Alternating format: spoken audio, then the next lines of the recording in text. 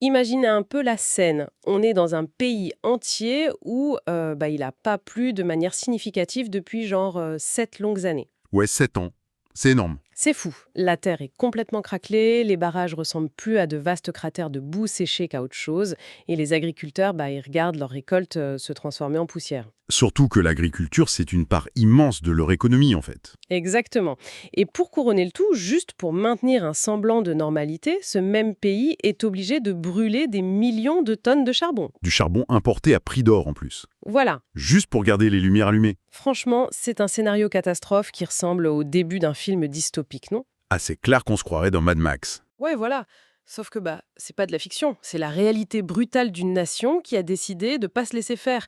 Et aujourd'hui, on va décrypter ensemble un plan d'action d'une ampleur mais monumentale. Je suis ravi de participer à cette analyse parce que le sujet est vraiment fascinant. Et je suis ravie de vous avoir avec nous. On va donc analyser comment le Maroc a décidé de mettre 150 milliards de dirhams sur la table. Ce qui fait environ 13 milliards de dollars. C'est colossal. Et c'est pas pour faire des petits ajustements climatiques à la marge. C'est littéralement pour fabriquer de l'eau et redessiner absolument toute son infrastructure énergétique. Et ce qui est vraiment intéressant ici, c'est pas seulement le montant financier, même s'il donne le vertige, on est d'accord. Ah ça oui. Mais c'est surtout l'approche systémique. En fait, face à une crise existentielle comme celle-ci, on voit très souvent des gouvernements traiter les problèmes en silo. Genre un ministère qui fait son truc dans son coin. Ouais, c'est ça, vous avez un ministère qui s'occupe de l'eau, un autre qui gère l'énergie, un autre l'industrie. Mais l'analyse de cette stratégie marocaine, ça nous montre qu'ils ont compris un truc fondamental. Lequel? L'eau et l'énergie, c'est une seule et même équation. En gros, vous ne pouvez pas régler la pénurie d'eau sans une abondance d'énergie. Ouais, c'est logique. Et la façon dont vous allez produire cette énergie, c'est ça qui va dicter votre survie économique pour tout le siècle à venir. Ok, alors on va décortiquer tout ça, parce qu'il faut vraiment qu'on saisisse l'ampleur de l'hémorragie avant de comprendre le remède. Tout à fait. Dans notre plongée d'aujourd'hui, les documents mentionnent un stress hydrique qui ampute le PIB du pays de 13 à 15%. C'est un chiffre qui fait froid dans le dos. 15% du PIB, c'est gigantesque. Surtout quand on sait que l'agriculture consomme environ 85% de l'eau du pays, donc quand il pleut pas pendant 7 ans, c'est pas juste une question de dire aux gens de prendre des douches plus courtes, quoi. Ah non, non, pas du tout. C'est littéralement le cœur de l'économie qui s'arrête de battre. Et en parallèle de ce manque d'eau, il y a ce que moi j'appellerais un énorme piège énergétique. Oui, un piège qui coûte extrêmement cher. Historiquement, le pays dépend des importations pour son énergie. Aujourd'hui encore, il faut savoir que 64% de l'électricité marocaine repose sur le charbon. 64%. Ouais. Donc imaginez, si une crise géopolitique éclate demain et que les prix mondiaux des hydrocarbures flambent, la facture d'importation énergétique du pays peut atteindre les 15 milliards de dollars. Oh la vache! C'est une vulnérabilité macroéconomique qui est juste insoutenable. D'un côté, vous perdez vos revenus agricoles à cause du climat. Et de l'autre, vous videz vos réserves de devises pour acheter du charbon. Exactement. En fait, c'est un peu comme posséder une grande maison de campagne, vous voyez, dont le puits s'est complètement asséché. Ouais, Vous avez plus une seule goutte d'eau pour votre potager, qui est censé être votre seule source de nourriture. c'est déjà une catastrophe en soi. Grave. Mais en plus de ça, pour faire tourner le vieux générateur super bruyant qui éclaire la maison, vous vous ruinez tous les mois en allant acheter du fioul hors de prix au village d'à côté. C'est une super métaphore, c'est exactement ça. C'est une double hémorragie. Le capital naturel disparaît d'un côté et le capital financier s'évapore de l'autre. C'est déprimant dit comme ça. Oui, mais attendez. Pendant très longtemps, la réponse mondiale à ce genre de situation, ça consistait juste à gérer la pénurie. En rationnant. Voilà, on rationnait. Mais ici, le changement de paradigme qu'on voit dans les sources, il est radical. On passe de la gestion de la rareté à l'ingénierie de l'abondance. Ouh, j'aime bien cette expression. Et pour l'eau, ça se traduit par des travaux physiques qui sont vraiment titanesques. On se contente plus d'espérer qu'il pleuve. On déplace l'eau existante et on fabrique de la nouvelle eau. Mais justement, parlons-en de ce déplacement, parce que l'ingénierie derrière me fascine complètement. Le projet prévoit ce qu'ils appellent dans le texte des autoroutes de l'eau. C'est creux l'image d'ailleurs. Grave. Il s'agit en fait d'interconnecter des bassins versants entiers. Genre relier le bassin du Sébou à celui du Bourg-et-Greg, puis descendre vers l'Oumerbia. Oui, on parle notamment d'un tronçon très spécifique de 200 km de long. 200 km. Et avec des canalisations d'un diamètre suffisant pour y faire passer un camion, c'est bien ça? Absolument. C'est des tuyaux monumentaux. Tout ça pour approvisionner le barrage Almacira et sauver certaines régions. Moi, je trouve que c'est littéralement redessiner l'hydrologie d'un pays. C'est totalement ça. Et sur le plan strict de l'ingénierie, c'est un défi inouï. Faut se rendre compte que l'eau, c'est extrêmement lourd. Ouais, c'est sûr. Déplacer des millions de mètres cubes sur 200 km et souvent en contre-courant de la topographie naturelle, ça exige des stations de pompage gigantesques. Donc l'idée, c'est de prendre l'excédent d'eau du nord, là où il pleut encore un tout petit peu. C'est ça, pour irriguer les plaines agricoles qui sont en grande détresse, comme les Doukala au centre du pays. Et j'imagine sécuriser l'eau potable des très grandes villes. Exactement, des mégalopoles comme Rabat ou Casablanca. Mais il y a un mais. Déplacer l'eau, ça résout pas l'équation globale si, à l'échelle de tout le pays, le déficit total continue de s'aggraver. Ce qui nous amène à la fameuse fabrication de l'eau, le dessalement de l'eau nuaire. Le gros morceau du projet. Ah oui. Le chiffre annoncé dans les documents m'a fait relire mes notes 2 fois. Il vise une production de 900 millions de mètres cubes d'eau dessalée. C'est un volume impressionnant. Pour mettre ça en perspective, la consommation nationale totale au Maroc est d'environ 1,6 milliard de mètres cubes, dont une petite partie seulement pour l'usage domestique. Environ 12% pour l'usage domestique, oui. Donc, ce projet, à lui seul, va générer presque 60% de toute l'eau consommée dans le pays. Ouais. Et le plus fou, c'est que le consortium privé et public en charge de ce méga-projet, il s'engage sur un prix de revient inférieur à 4,5 dirhams le mètre cube. C'est pas cher, ça, non? C'est un tarif exceptionnellement bas pour de l'eau dessalée.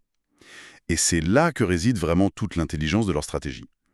Parce que, traditionnellement, il faut bien comprendre que le dessalement, c'est le pire ennemi du climat. Ah, attendez, c'est là que j'ai besoin de comprendre un truc. Vous venez de dire plus tôt que 64% de l'électricité actuelle vient du charbon. Oui. Et le dessalement, c'est bien de l'osmose inverse, non? En gros, on pousse de l'eau de mer à travers des membranes microscopiques à une pression complètement délirante pour filtrer le sel. C'est exactement le procédé, oui. Mais ça demande une quantité brute d'énergie absolument phénoménale.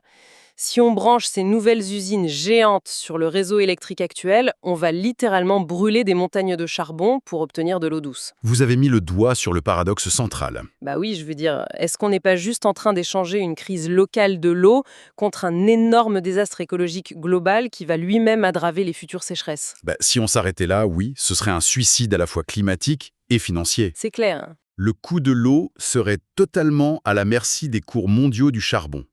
D'ailleurs, c'est précisément ce que font de nombreux pays du Golfe.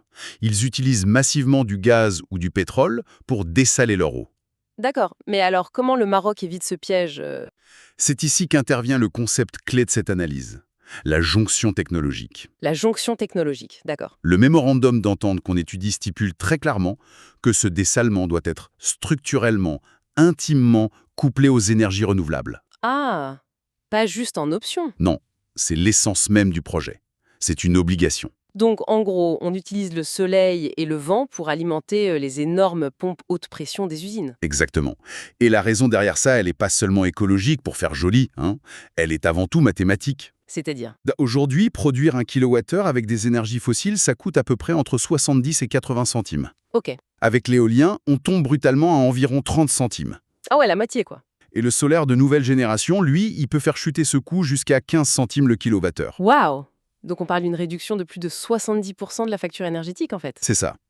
Sans cette énergie renouvelable ultra compétitive, avoir de l'eau à moins de 4,5 dirhams le mètre cube, c'est juste une chimère. C'est impossible, quoi. Totalement impossible. Donc la compétitivité de toute l'agriculture marocaine de demain, elle dépend très directement du prix du panneau solaire aujourd'hui. Bah c'est là que ça devient vraiment super intéressant. On a donc la solution, le soleil, le vent, l'océan, c'est propre, c'est infini. Sur le papier, c'est parfait. Ouais, voilà. Mais en regardant de plus près la géographie de ce plan, il y a quand même un hic énorme. Lequel? Bah, le programme prévoit l'installation de 1200 MW d'énergie renouvelable, ok.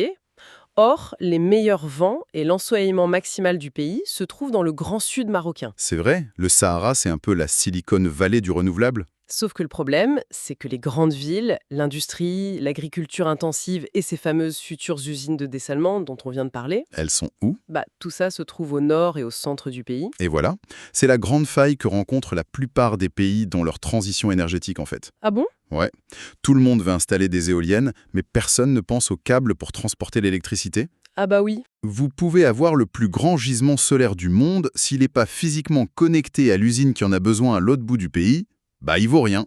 En gros, c'est comme avoir le parc éolien le plus puissant de la planète, mais réalisé d'un coup qu'on a oublié de le brancher à la prise murale. C'est une excellente façon de le résumer. On fait quoi alors avec toute cette électricité perdue dans le désert Sahara? On construit une véritable colonne vertébrale électrique. Et c'est là qu'on arrive au prochain grand volet de cet investissement de 13 milliards de dollars. Dites-moi tout. Ils vont déployer une ligne à très haute tension, longue de 1400 km, avec une capacité énorme de 3000 mégawatts. Attendez, 1400 kilomètres. Juste pour qu'on visualise un peu, c'est à peu près la distance entre Paris et Rome. Ouais, c'est immense. En une seule ligne électrique continue. C'est dingue. Et c'est un défi technologique majeur, il faut bien le comprendre. Parce que quand on transporte de l'électricité sur une telle distance en courant alternatif classique, on perd une très grande partie de l'énergie en cours de route. Ah oui, l'effet Joule, c'est ça, hein? Exactement. Il faut donc utiliser des technologies de courant continu, haute tension, ce qu'on appelle le HVDC. C'est très complexe et très coûteux. Mais c'est indispensable. Vital.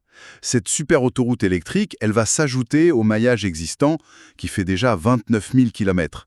Mais sans elle, le cœur énergétique du Sud peut tout simplement pas faire battre les organes vitaux économiques du Nord. Et d'ailleurs, ce qui m'a vraiment frappé en parcourant l'analyse de ce débat, c'est que cette logique de réseau, elle s'arrête pas du tout aux frontières. Non, en effet. En toile de fond de cette électrification massive, il y a un autre méga-projet qui est mentionné dans les documents, le fameux gazoduc Maroc-Nigeria. Ah oui, ça c'est encore une autre dimension. On parle d'un chantier évalué à 25 milliards de dollars qui traverserait 13 pays africains.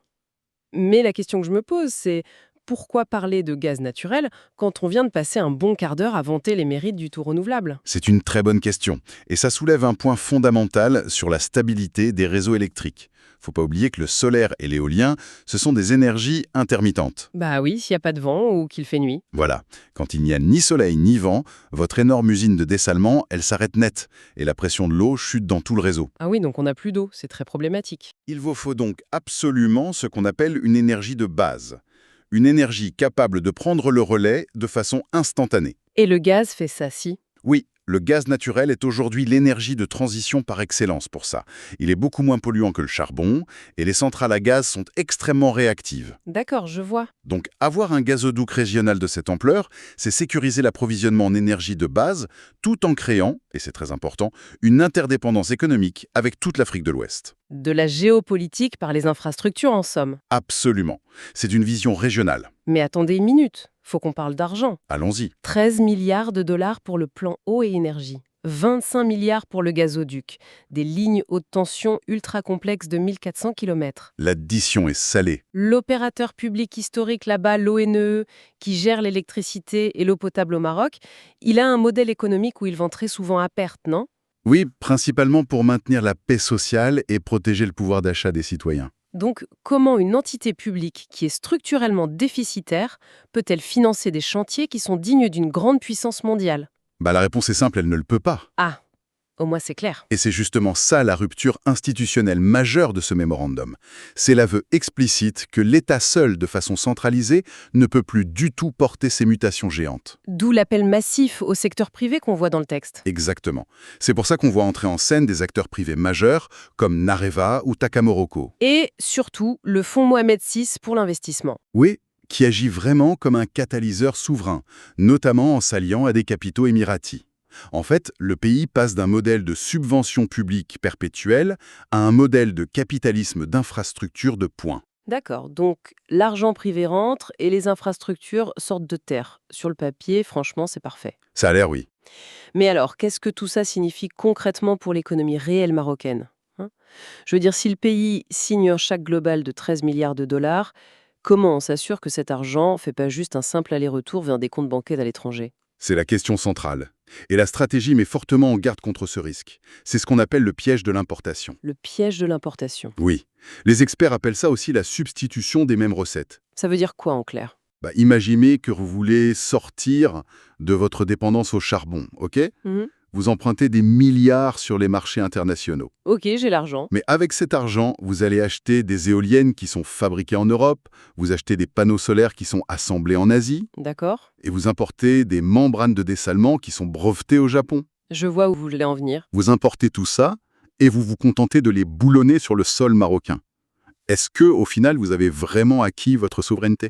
Honnêtement, moi je ferais un peu l'avocate du diable ici. Allez-y. N'est-ce pas tout simplement comme ça que fonctionne le commerce mondial? L'Asie fabrique des panneaux solaires à un coût qui défie toute concurrence grâce à des économies d'échelle massives. C'est un fait. Donc pourquoi le Maroc s'obstinerait-il à réinventer la roue et à construire des usines de panneaux solaires super complexes sur son sol, alors qu'il pourrait juste acheter le matériel pas cher à l'étranger et se concentrer uniquement sur la production de son eau? Parce que si vous faites ça, vous n'avez fait que remplacer une addiction par une autre addiction. C'est-à-dire, C'est vrai, vous ne dépendez plus du bateau qui apporte le charbon noir. ce qui est une bonne chose. Mais vous dépendez désormais à 100% du bateau qui apporte les pièces de rechange de votre onduleur solaire ou de votre pompe de dessalement de pointe. Ah, Et si la chaîne d'approvisionnement mondiale se casse, et bon, on l'a très bien vu récemment avec les crises sanitaires et géopolitiques, tout s'arrête. voilà, vos usines d'eau s'arrêtent. Et dans ce nouveau monde qu'on décrit, si l'usine d'eau s'arrête, la nation entière a soif en seulement 3 jours. Ah ouais, je vois le danger. En fait, si on contrôle pas la technologie, on fait que louer sa transition écologique à d'autres pays. C'est exactement ça. La véritable souveraineté, c'est pas seulement de posséder l'infrastructure en béton à la fin, c'est de maîtriser absolument toute la chaîne de valeur. Et c'est là que l'ambition de ce projet devient presque vertigineuse. Dans les documents, il vise un taux d'intégration industrielle locale compris entre 95% et 99%. C'est énorme. Mais c'est délirant, oui. Ça veut dire qu'ils veulent pas juste couler le béton de la station de dessalement. Non, ça va bien plus loin. Ça implique que l'acier des pylônes, les pales des éoliennes qui font genre 80 mètres de long, les kilomètres de câbles haute tension et même, idéalement, les systèmes de filtration hyper complexes. Tout ça doit être issu de la recherche locale, fabriqué par des ouvriers locaux, dans des usines marocaines. C'est le défi ultime du transfert technologique, oui. On l'a vu, la technologie de couplage direct entre les énergies renouvelables et le dessalement géant, elle est encore balbutiante à l'échelle mondiale. Il n'y a pas beaucoup de pays qui maîtrisent ça. Très peu. Des pays comme l'Espagne y travaillent sérieusement. Mais si le Maroc parvient à maîtriser cette R&D, à faire sa propre ingénierie. Il fera pas que sauver son agriculture, du coup. Exactement. L'objectif macroéconomique affiché, c'est d'atteindre 4,3% de la production mondiale d'énergie renouvelable. 4,3% au niveau mondial. Oui, le pays passerait ainsi du statut de simple importateur d'énergie fossile vulnérable à celui d'exportateur de technologies vertes de pointe. C'est un retournement de situation qui est quand même spectaculaire. On part de l'image de la terre craquelée par la sécheresse dont on parlait au début, et on arrive à un hub industriel mondial. C'est la vision du projet, oui. Si on résume la prouesse qu'on vient d'explorer aujourd'hui, le pays prend une menace existentielle, en l'occurrence le manque d'eau sévère, et l'utilise comme un électrochoc pour forcer une véritable révolution énergétique. C'est tout à fait ça. Les usines de dessalement vont sauver les villes et l'agriculture, mais pour les rendre rentables, on déploie des immenses fermes solaires et éoliennes qui divisent le coût de l'énergie par 3. Et pour relier le tout, on n'oublie pas l'artère électrique de 1400 km à travers le pays. Voilà. Et enfin, on utilise cette masse de 13 milliards de dollars comme levier pour forcer les industriels internationaux à s'installer et à produire localement à 99%. Franchement, c'est un jeu d'échecs où chaque pièce soutient l'autre. Et c'est vraiment la leçon la plus universelle à tirer de cette analyse. Vous savez, les solutions au changement climatique, ce ne sont pas juste des concepts abstraits ou de simples taxes carbone qu'on vote dans un bureau. C'est très concret. Ce sont des équations d'infrastructures physiques, des choses lourdes, en métal, en béton, et surtout croisées entre elles. Ouais. Résoudre le problème de l'eau sans une énergie propre, on l'a dit, c'est se ruiner. À cause du charbon. Résoudre l'énergie verte sans un réseau de transport adapté, c'est brasser du vent au milieu du désert, littéralement. Sans pouvoir l'utiliser. Et construire tout cela sans développer une industrie locale, c'est s'appauvrir à long terme au profit des autres nations. La symbiose absolue de tous ces éléments, c'est la seule voie vers la vraie résilience. Ça nous amène à une réflexion finale. Une pensée qui me trotte dans la tête depuis qu'on a commencé à relier un peu tous ces points. Je vous écoute. On entend super souvent les géopolitologues affirmer que l'eau sera le pétrole du XXIe siècle. C'est une phrase très courante, oui. La cause inévitable des prochaines grandes guerres mondiales. Et tout particulièrement dans les régions arides. Oui, on parle souvent des guerres de l'eau. Mais si un pays réussit ce pari qu'on vient de décrire, s'il parvient à créer une industrie locale capable de produire de l'eau douce à très bas coût, grâce au soleil et au vent, et ce de façon quasi illimitée. C'est une hypothèse forte. C'est pourrait-il que l'eau, loin d'être un déclencheur de conflits armés, devienne en fait la technologie d'exportation pacifique la plus précieuse d'un monde qui s'assèche? C'est une vision très optimiste. Une vraie ingénierie de l'abondance, mais partagée, qui pourrait redessiner non seulement l'économie d'une seule nation, mais carrément la diplomatie de tout un continent. Ça renverse complètement la perspective habituelle de la pénurie. C'est une perspective qui donne de l'espoir, je trouve, et qui mérite très certainement qu'on la garde à l'esprit en observant tous ces chantiers de l'extrême sortir de terre dans les prochaines années. On va s'arrêter là-dessus pour aujourd'hui. Merci à tous d'avoir suivi cette plongée au cœur des sources et à très vite pour une nouvelle analyse.